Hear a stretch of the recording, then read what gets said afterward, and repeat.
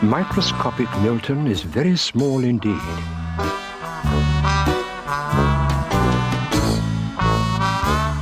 He lives in a clock on the mantelpiece in the parlour of a house that belongs to a lady named Mrs. Witherspoon. No one knows he's there, apart from Milton's friend Douglas, who spends most of his time asleep in front of the fire, and, of course, you.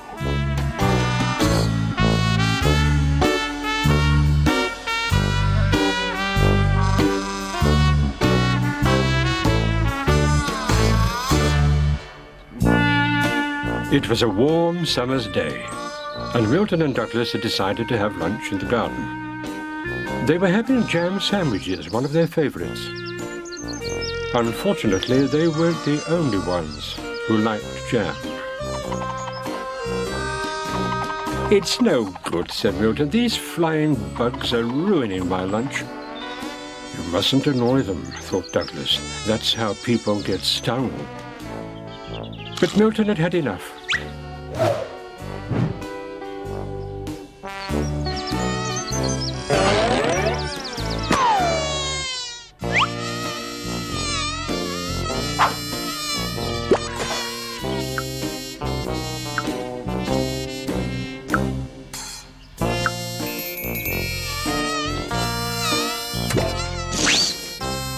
"A direct hit," shouted Milton. "That'll teach him." "Oh dear," thought Douglas, "you shouldn't have done that." Milton had made the bee very angry indeed, and it flew straight back to its hive. "Ha ha," laughed Milton. "We won't be seeing him again." "I wouldn't be too sure," thought Douglas, as the bee reappeared, and another, and then another. "Ah!" exclaimed Milton. "He's coming back with an army. Run for it." Douglas didn't like running, but under the circumstances he thought it best.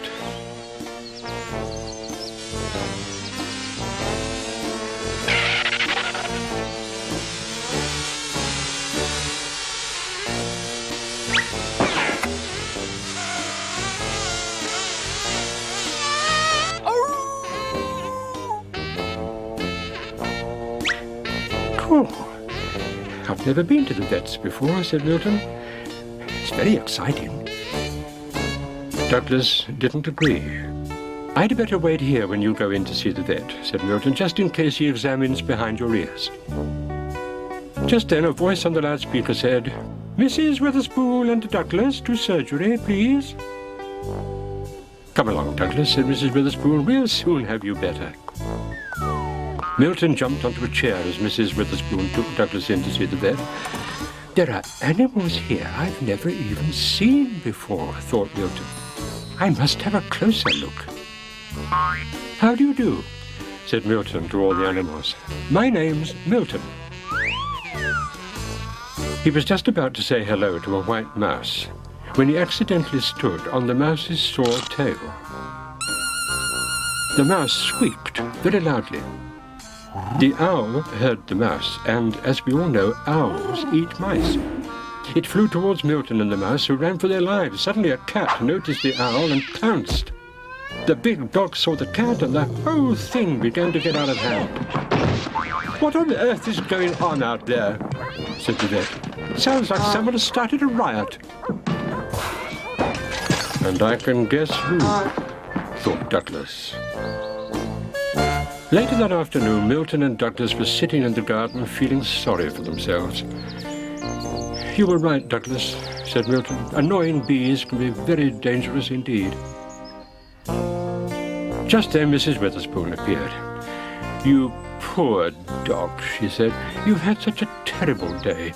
I thought I'd make you a special treat for tea. Jam sandwiches." "Sometimes, Douglas, you can be a very strange dog," sighed Mrs. Witherspoon as she went back into the house.